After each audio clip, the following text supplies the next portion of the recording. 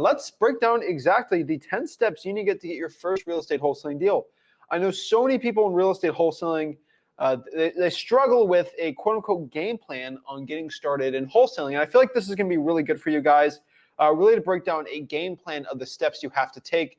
So many beginners are like, how do I get started in this business? Or I just wish someone could hold my hand and tell me what to do. And honestly, like right here is exactly what to do. I'm going to say this one time today because it's going to get annoying for a lot of newbies. But if you want to get started in real estate wholesaling, the only place to go is freewholesaling.com. That is my free real estate wholesaling course. I'm not going to try to plug it too many times because it gets annoying for some people. But it is a free real estate wholesaling course, and everything I teach is in that course. I do not have 10 hours to break down cash buyers today, but in that course I do. I can pull 200 cash buyers in 2 hours and show you exactly how we do it. I break down the entire process. It's all there at freewholesaling.com.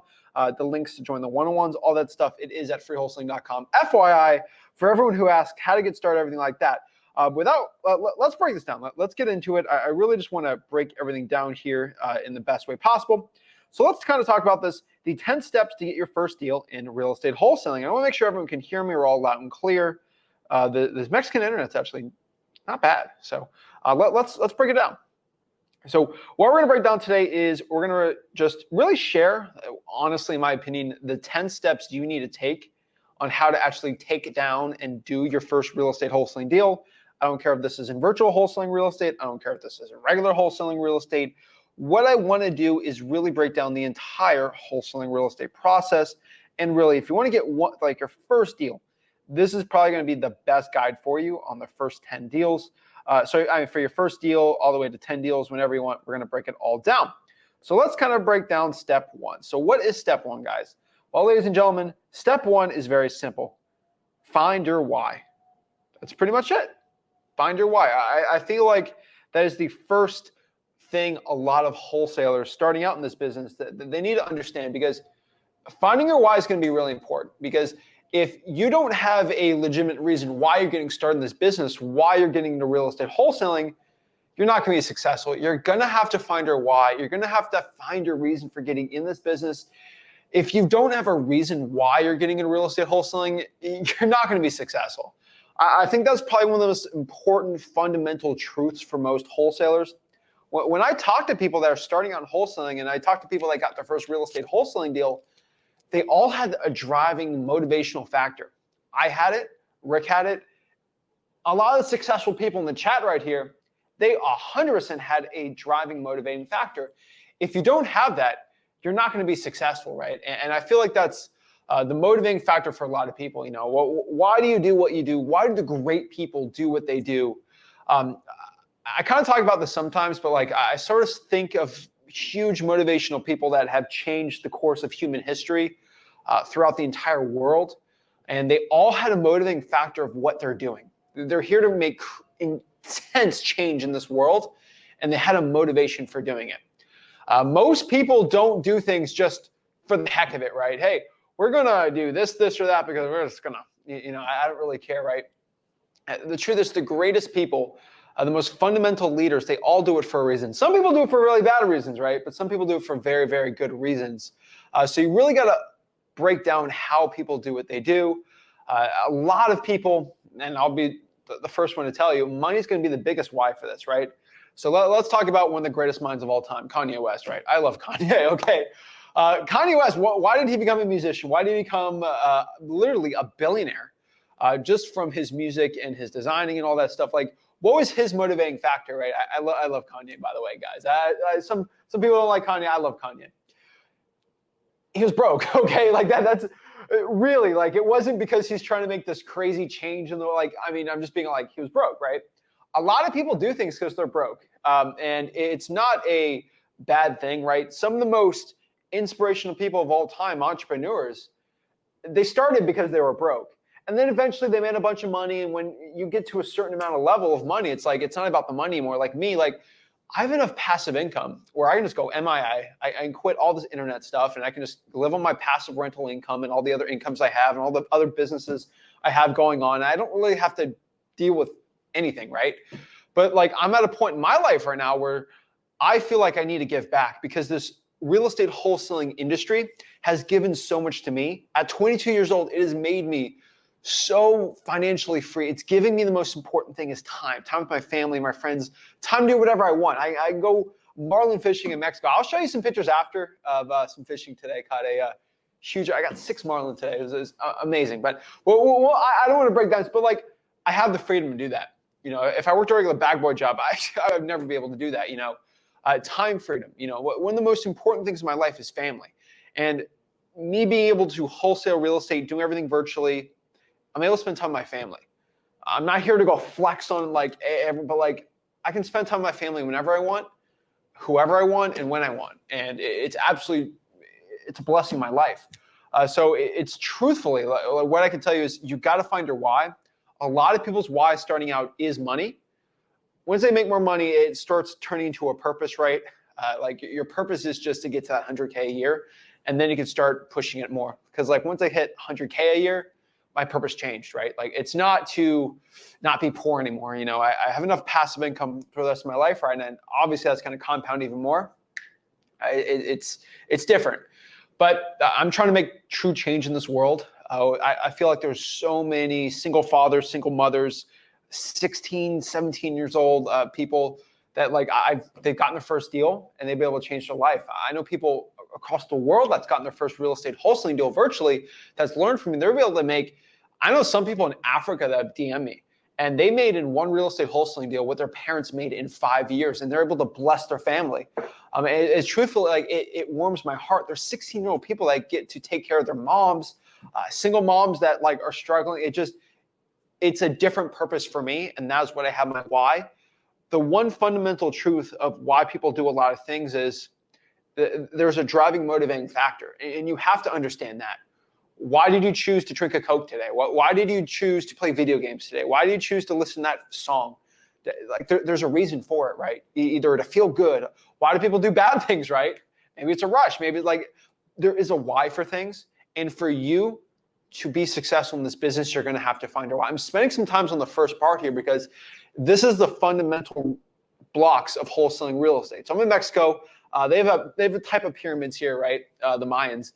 And you just think about a pyramid, right? You need that. If your base on your pyramid is terrible, your foundation, we're talking about real estate, right? If your foundation is terrible, you're not going to you're going to be terrible at wholesaling, right? And your foundation the whole pyramid's going to fall down. It's going to be terrible, right? So your why is going to be really important. And the reason why I'm telling everyone the why right here is because in wholesaling real estate, on your path to making $100,000, $1 million, right? You're going to hit some tough moments. I promise you this. In wholesaling real estate, you're going to hit some tough moments in life. Just let's talk about being a human being for a second. You're going to get punched in the mouth. Not physically maybe, but emotionally. Something crazy terrible is going to happen in your life. Something you have to suffer with, right? And you could choose to curl up in a ball or suck it up and get through it, right? Wholesaling real estate is the same exact way. There's going to be moments that are so difficult for you in wholesaling that if you fold and quit, you're not going to be able to become successful. But the only thing I can tell you, I've come through these tough moments, Rick has, I think so many people in this chat have, the only thing that gets you over those really tough moments is your why, and remembering why you're doing something. Taking care of your mom, giving that financial freedom, changing your life. And your why is going to be really important because if your why is to buy a 6 Lamborghini, it might not push you as much as to take care of your kids, right? So finding that why is going to be really important, guys and gals. I think it's very, very important. It changes everything for everyone. So that's the first step. That is the step nobody talks about. And I love all the videos about wholesaling real estate. They're great, but like no one really talks about that why. And it's going to be very important for your success in wholesaling. So number 1 is your why. Make sure you have it. It's going to help you out so much. Number 2, this is becoming knowledgeable about wholesaling. So let's start to get into some action plan. Let's start to get to like nitty gritty steps. So now we have the hunger you guys have for that first deal, right? Like what you want to do. Let's get into the actionable steps you have to start taking, right? This is the recipe. We're literally making an omelet. We're making some bread, right? Banana bread or whatever, right? We need it, right?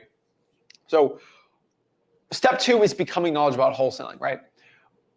Think about, for a second, I always say this, I've been using this example a lot, but like if you were going to make, I don't know, let's use an example here. I'm blanking on something, but let's say you're making a pizza, okay?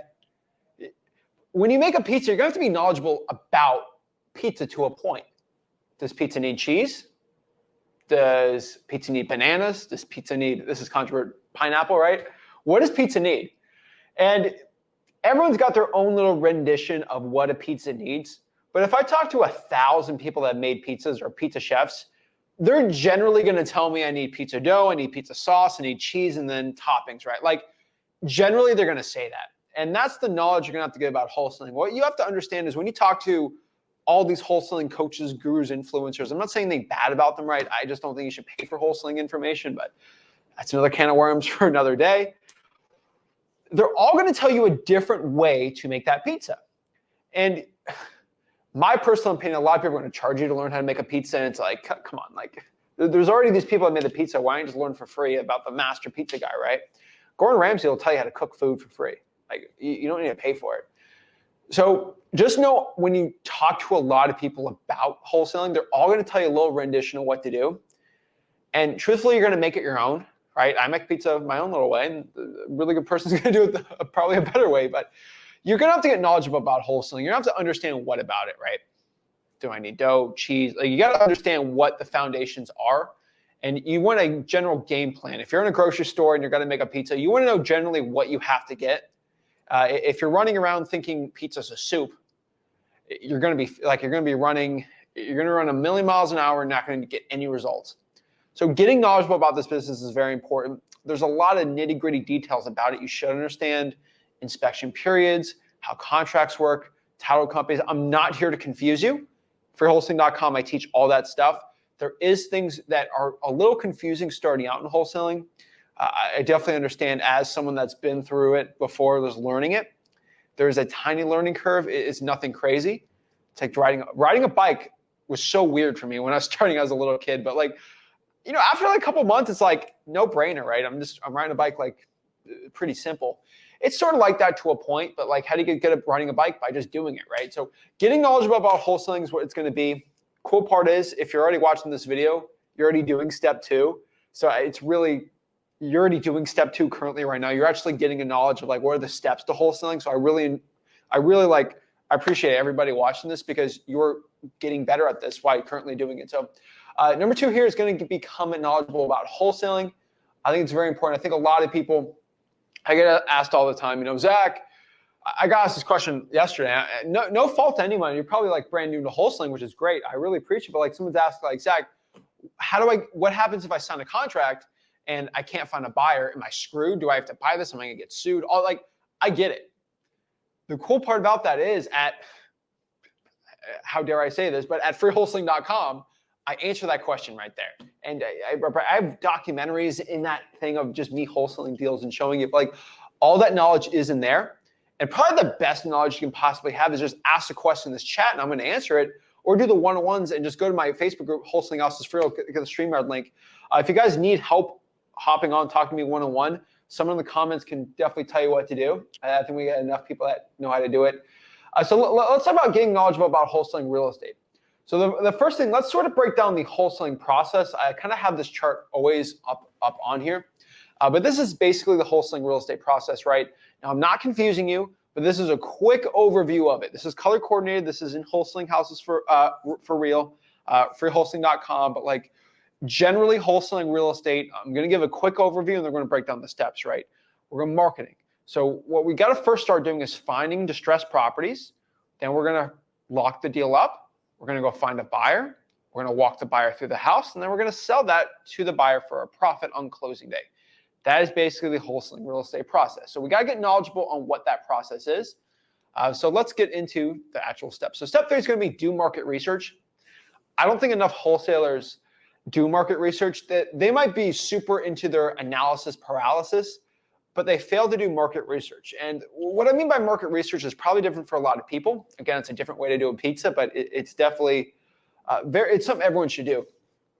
General market research is finding out, hey, what zip codes are best for wholesaling real estate? What zip codes in my city or county has ARVs below a certain amount? What are the ARVs for these zip codes? how many cash sales are in these zip codes. Again, things we teach at freewholesaling.com. Where are the top wholesalers in these markets? So let's say I live in Houston, Texas, right? I'm going to figure out the top 5 wholesalers in Houston, Texas. I'm going to use my reverse hacks to figure out where they're actually wholesaling, which I teach at freewholesaling.com, which is a free real estate wholesaling course. Free, did I mention it doesn't cost any money? But you're going to do some market research. You're going to find the top wholesalers. You're going to find the best markets. You're going to find where cash buyers are wanting to buy deals at. So if you're doing your market research and you talk to cash buyers, hey, where are you looking to buy deals? Oh, I love buying deals in this zip code. Then you know what to do. You know the spots that aren't good for wholesaling, you know the spots that are really good for wholesaling, and you can just start doing research on the market.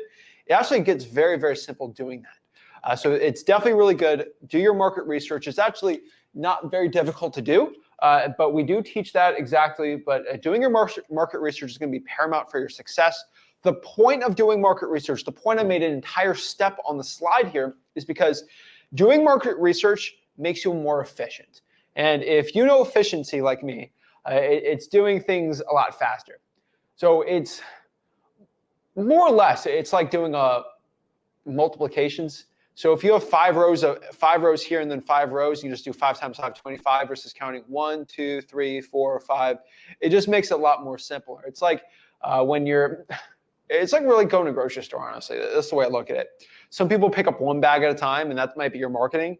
If you do your market research and you know exactly what zip codes work, you can pull all the bags up, 1 trip. We ain't taking 2 trips. 2 trips are for suckers. That's honestly what I believe for grocery store pickups and with bags. If I do 2 trips, I failed. But it's really being efficient. And for wholesaling real estate, what I mean by this, if I'm calling 1,000 leads, I want my chance of getting a deal on 1,000 leads to be 20, 25%, where the average wholesaler, if they have 1,000 leads, they might get a 5% chance of a deal. That 5x is my results. That means in a month, I should almost guarantee get a deal through my really good market research of seeing what works in my market, what doesn't work. Like what I always say, like find the top wholesalers in your market, figure out what marketing they're doing. That's really weird how Todd Johnston House, I know like 5 wholesalers named Todd, so I'm like Todd Johnston House the 4th Jr. I think that's a fake name. That's fake enough, or I'm not calling anyone out. If Todd Johnston House Jr. the 3rd, if he's doing a lot of code violations, if he's doing a lot of SMS text blasting, and he doesn't do any bandit signs, and he hates direct mail in this market, there's probably a reason why, and he's done hundreds and hundreds of deals. Maybe there's a reason why he's doing that. Like you see me in Florida, I don't do RVMs. There should be a reason why I don't do RVMs. If I run a 6-figure a month wholesaling real estate business, there's probably a reason why I don't do RVMs, because RVMs are pretty much illegal in the state of Florida.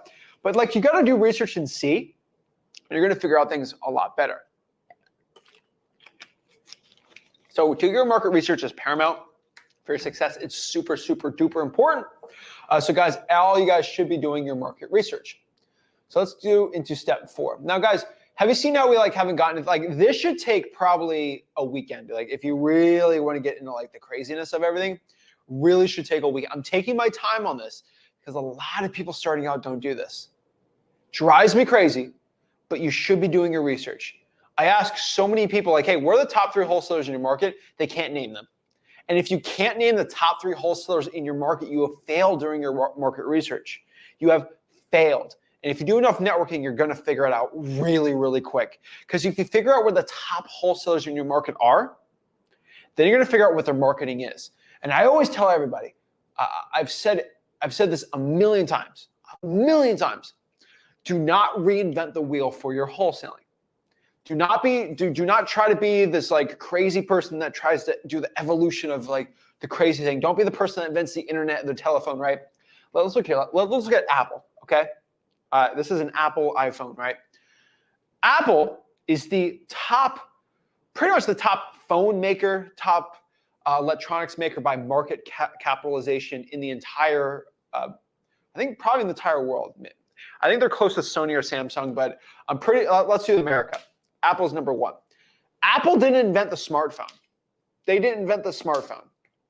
But what they did was they found someone who was really good at making smartphones.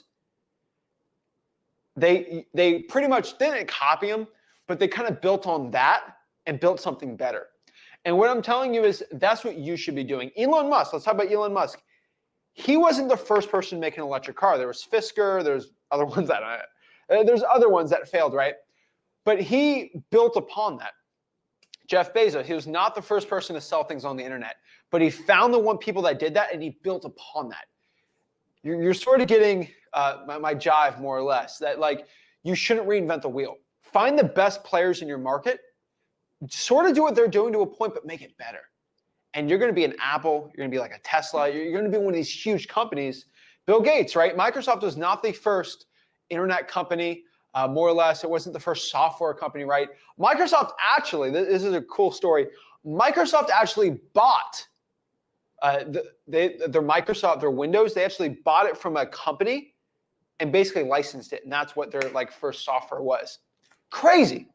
They didn't even like their first one. They just bought it from somebody for 50 grand and then sold it for like $1 million. They didn't really do anything to it. They did an operating system. Microsoft is literally built one of the greatest companies of all time by profits. They literally built it by just buying somebody's software and then kind of just white labeling it with their own name and then basically using it for themselves. The greatest companies, the greatest entrepreneurs, they didn't invent things. Some more or less, but like most of them didn't. They built on things that already were working, already hot and doing well. So if you have somebody in your market that's really good at cold calling, really good at it, you should probably cold call those same lists and then get better at it. And you could become a lot better. I think that's one lesson I think a lot of people should understand about the top entrepreneurs, top people they build upon. Number 4, make a game plan. I think this is something a lot of wholesalers, a lot of people actually watch me and watch my content. They actually do this. And that's why I think a lot of people are more successful watching my stuff than with other gurus and coaches and stuff, because you really got to make a game plan. You really look at sports, and I know some people don't like the sports examples, but it's true. Every great sports team, I don't care what sport, they all have a game plan. They're kind of not running in their guns blazing, like not knowing what to do, right? They have a game plan. If you look at the greatest militaries of all time, they never ran, like they never went somewhere and said, you know what, we're just going to play it by ear and just do whatever. Like we're just going to do whatever, right? No, they have a game plan, right? The United States of America was not built on no game plans, and it was, right? The greatest conquerors of all time, the greatest military minds, the greatest entrepreneurs, they all had a game plan. So why do you think you're any different, right? Most successful people have a game plan. And if you want to be successful, you're going to have to do what successful people do. And if you don't, then you're not going to be successful. So you should make a game plan. And what is a game plan, right? Like we're not conquering a new country, right? Like we're not doing something crazy, but it's just a game plan. I mean, there's a lot of people in here that work out. They're super buff, right? A lot of them, they have a game plan, but they might say, well, I don't have a game plan. Well, what do you work out? Oh, I did arms today. Well, that was a game plan. You walked in there knowing what you were doing, right? Most people have a game plan that are successful or like really good at something. They had a game plan on getting there. And it's like a subconscious thing a lot of successful people have that you sort of have to say it, right? I notice it from a lot of people, and then you do it. Right? I sort of had a game plan starting out. So there's 2 game plans to create. There is a time budget, and then there is a money budget. Let's break down really quick what these 2 things are. Now, a time budget is basically a budget. Most people have money budgets. You know, I'm going to spend $500 on bandit signs or text blasting or cold calling or skip tracing or like whatever it is, right? They have a money budget, but they never create time budgets. And the 2 most valuable resources in business, especially real estate wholesaling, I don't care what business it is, it's time and money. Oh, time is money, right? Like you always hear that. But you can allocate money to something, but if you don't have the time to it, it might not work well. And if you have a ton of time and not no money, you can actually make it work. Time is the most valuable one. And it's crazy that entrepreneurs don't talk about this. Wholesaling, people in wholesaling don't talk about it, but a time budget. So I'm going to spend $500 on my marketing, and I'm going to dedicate 3 hours a day, 5 days a week to X amount of marketing, right? You need enough time budget and a money budget. It's super important, guys. Very, very important. Step 5, get a lead list. So now we're getting into the actual wholesaling part, right? We need to get a lead list. This is really, really important. Getting a lead list is going to be very important to your success. I had another thing on there, but all right. We're going to get a lead list. So what is a lead list? More or less, a lead list is just a list of motivated sellers that we're going to pull. This could be government lists. These could be hunting lists. This can be driving for dollars lists, reverse driving for dollars lists. There are so many type of things that you could possibly get a deal. I recommend for a lot of people starting out, do government lists and then reverse drawing for dollars or drawing for dollars. These are just basically getting a list of people that potentially could want to sell their property for a deep discount. What could this be? Pretty much this could be a code violation where there is either probably tall grass on the property, and maybe if they're not taking care of the grass, they might just want to get rid of the property for cash. That actually might be a really good real estate wholesaling deal. Maybe drive around town, look for ugly looking houses, and when you find an ugly house, you can make a really good real estate wholesaling deal. I would probably do government list. I would stick to code violations. I'll stick to probates. I'll probably stick to water shutoffs, and then do some reverse drawing for dollars. That's pretty much where I'd be right now if I was getting started in wholesaling real estate again, trying to get my first deal. So I would create a lead list. Next is once you get that list, we're going to start marketing with your marketing channel to that list. So we're going to use that code violation example, right? We have a bunch of tall grass in Houston, Texas, right? And what I'm going to do is start marketing to the list. And the best analogy to this is going to be a bow and arrow. We have the bow and we have the arrow, right? Our bow is going to be the list, and then our arrow is going to be the marketing channel, right? And I don't think a lot of people are in archery, but you probably watch Hunger Games if you're young enough or something like that, and you know enough, right? Where if your bow's terrible and it breaks, I don't care about your arrow. It's just not going to be successful, right? And if you have the best bow in the world, but your arrow's terrible, if you put like a little, I don't know, what they call them, a little Nerf, you put a little Nerf bow on it, like a Nerf arrow, like it's not going to do well at all, right? And so it's a yin and a yang. You're going to have to get a very good list, but you're also going to have to get a very good marketing channel. You're going to need both. If you have one that's not good and one that is good, it's not going to do well. So a code violation list is really good, but you have to find the right marketing channel for it, right? So what are good marketing channels for a code violation, right? I would say text blasting is really good. I love cold calling. It's probably going to be my favorite one. You can reverse drive for dollars, basically putting a yellow sticky note, say, hey, this is Zach, I had a quick question about the property.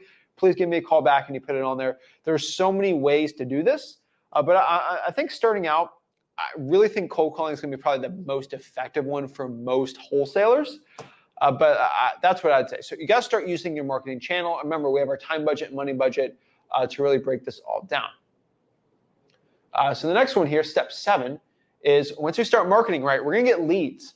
And what we're going to do is collect these leads in our CRM. Our CRM is basically a customer relationship manager. This is where we put our qualified leads. And I know this seems really confusing starting out for a lot of you guys out here, and I totally get it. This is part of the process, right? So a CRM is basically, if I can put in a sentence, it's where we put our leads, right? So if I find someone in code violation who has tall grass and I call them and say, hey, are you the owner? Are you interested in selling the property? And they say, yes, I am. Tell me a little more about it, right? And we just have a general conversation. Scripts are at freewholesaling.com. Right there. And they might say, I'm looking to sell it. Oh, well, can you tell me a little about the property? Oh, yeah, blah, blah, blah. It's a 3-2, it's a 3-1, right? And they just talk about it's 1,000 square feet. And we just have a general conversation with it. So, well, is it okay if I meet you at the house in a couple days, so on Friday? Oh, yeah, that works for me. Well, does 2 o'clock work for you? Perfect. And they're a very qualified lead, right? Or they got to call them back and set the appointment. I only put qualified leads in the CRM. And what is a qualified lead? Really, when I look at a qualified lead is if they have a motivation for selling the property. That's pretty much what, if they say yes, they want to sell. And if they want to sell it, that's pretty much the best way for it to be a qualified lead, because if somebody wants to sell, I put them in the CRM because I'm going to hammer them with a follow-up. Like, I'm going to hammer them. And you should hammer them too. If you have a lead that wants to sell and there is some sort of motivation, right, you're going to be fine. A lot of these for sale by owners, I would not put them on the follow-up, but if there is a motivation, there's a pain point on it. Like I had a cold call yesterday, right? Like a lot of people were watching that. Someone said that this house was a burden to them and their husband. They wanted too much for the house. But I did hear that as a motivation, so that's something I'm going to follow up in the future for. A lot of people get really confused in wholesaling. They get a list of 1,000 code violations, and they want to put all that in their Podio. The Podio is only for qualified leads. You only want to have like, I don't know, a week if you're like going hard in the paint. 70, let's say 100 leads in a week. If like you're going hard in the paint, right? That's a lot. Like that's a lot of leads. That's really a lot of leads. 100, right? But for a lot of newbie wholesalers, you might get 4 or 5 in a week, and then you got to be following up with that person every single week. It makes it a lot more simpler. Is it easier to follow up with 1,000 people a week or 5 people a week or 10 people a week, right? You want the best chance of getting the deal. So there's a method in my master. There's a reason why I tell you guys collect the leads and follow up with them, right? Use Podio. Podio is basically a software for your CRM. So it's basically it's a fancy spreadsheet, if I can sort of say it from like a macro level, right? It's a fancy spreadsheet where you put all the leads. It gives you little reminders. It's really confusing for a lot of people. A lot of people, I'll give you give me $1,000. I'll set up a Podio account for you. Guys, it's pretty much an hour and a half tutorial of how to set up your Podio. It saves you about $500. It is at freewholesaling.com. It is the most in-depth Podio tutorial in the country, and I give it out all for free because the people need it, and I'm sick of these gurus charging for things, so I'm going to give it all for free. Now, what's up with the lead in the CRM here? We're going to meet with the seller, or if we're doing virtual wholesaling right, we're going to do a virtual appointment with our seller. Really not that complicated, right? I mean, we're just going to meet the seller. We're going to do a virtual appointment. And if they want to sell it, we're going to go try to buy the house. And when we try to buy the house, remember, guys, in wholesaling real estate, we buy the house, we agree to buy the house, and we sell that piece of paper to a rich landlord, a house flipper, and then we just basically sell the contract and make our check, and we're basically the middleman. I agree to buy a house for $100,000. I sign, I agree, Zach agrees to buy the house for $100,000, right? That's the point of meeting with the seller or doing your virtual appointments, just basically locking up the deal. My point here is to go meet with the seller, get an agreement on the price. I agree to buy your house for $100,000, right? And then we go find a rich landlord or a house flipper for maybe 100. So if I lock it for 100, for 110, and then that's a $10,000 finder's fee. That's a check I'll get, $10,000. That's the point of getting your first deal for wholesaling real estate, right? That's why everyone loves wholesaling, right? The point here on meeting with the seller and doing that appointment, a lot of people get really scared. They get sweaty. They get anxious about meeting with the seller. And really, you shouldn't be nervous. I think a lot of people get nervous because they feel like they have to force the seller, like a sale, because I think the Wolf of Wall Street's really changing a lot of people, right? Really, you don't force somebody to sell. Either they want to sell or not. It's like buying a car. I always use this analogy, and it's the best analogy possible. When you're trying to buy someone's car, you're not forcing them to sell you the car to them. I know there's an Office episode where Dwight was like, "Sell me this car now. You're going to sell it to me for this price." No. It's not like that. That's how much, it's a mutual agreement. If you want to sell it to me, I want to buy it at this price. Does that work for you? If it doesn't, I can walk on here. There's a million cars out here, right? There's a million houses out here. A lot of people feel like every lead is their do or die, and it's really not. There's so many leads you can get every single month. It's really a pitch. I've used this example, I think Sunday, right? Where it's like baseball, except there's no strikes. You just keep getting pitched. Every ball is a ball. Even if it goes line drive in the middle, right, it's still a ball. You can swing and miss. You don't get struck out. But the problem is most wholesalers, they have that bat and they just don't want to swing. They know if they swing and miss, it's not going to be a strike. Nobody ever knows about the strikes. They only know about the home runs, guys. Babe Ruth was one of the most striked out batters of all time. But you guys don't know about that. You only know that he's one of the most greatest home run hitters of all time, too. And you only know about his wins and his losses, right?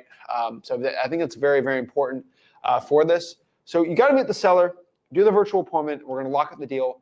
That is the point here. That is what we're trying to do. That is the golden goose for the thing. So what we're going to do is once they agree on a price, we're going to lock up the deal, basically sign a contract, a purchase and sale agreement to buy the property. And then once they sign that piece of paper, we're going to send that to a title company. Now at freewholesaling.com, we break down title companies. Now, if we're a beginner, we don't really want to get too confusing with this. The title company is basically a third party who's pretty much going to give insurance to the house to make sure that it is the rightful owner. It's very standard in real estate. It won't cost you any money. Seriously, it still costs you $0 in wholesaling real estate. You don't have to pay the title company. It's the buyer's going to pay it. Don't worry. It's not going to cost you any money. Title company is actually a benefit for you because they're the ones that actually pay you. So for a wholesaler, what you have to understand about a title company really quick is basically in wholesaling. So let's say I lock up a deal for $100,000. I send that to a title company and I find a buyer so I lock it up for $100,000. I find a rich landlord for $110,000, right? And I sign another contract. So there's two contracts in wholesaling. There's a purchase and sale agreement, and then there's an assignment of contract. I signed that purchase and sale agreement for $100,000 to purchase the property. And then when the rich landlord wants to buy it, and he wants to buy it for, let's say, $110,000, I'm going to sign an assignment of contract, basically selling that piece of paper for a $10,000 finder's fee. So on closing day, when everything's being sold, the buyer is going to give $110,000 to the title company. The title company is going to give that $100,000 to the seller that you agreed with, and then that $10,000, the title company signs a check to your name for $10,000. Usually it's an attorney, which it's all A-OK, all legal, because this is 100% legal. I would not be talking about it if it was not legal at all. So it's completely legal. So that's what I can tell you guys. Where we're starting out in this business. We're going to lock it up. We're going to go to the title company, and that's basically the point. The last part here is we're just basically going to send that deal to the cash buyer. If they want to buy it, they'll buy it. We're going to sign that contract, and then we're going to wait for closing day, and then boom, we get our check. That is the 10 steps to wholesale real estate. It's really simple. You know, technically 3 steps. I can really bring it down to 5 steps, so I don't want to get everyone blind right here, but let's do the 5. Like I can even simplify it even more if I had to, right? So let's get it here, right here. So these are the 5 steps, right? Like it's really, you can even break it down even more, right? If you like, you really want to get into just making it easier, right? Marketing, finding the stress property, locking up the deal, finding the buyer, doing the walkthrough, closing day. That's pretty much it, right? Like, a lot of people get really confused about wholesaling real estate. It all breaks down to those simple things. If you go to freewholesaling.com, break down the entire process.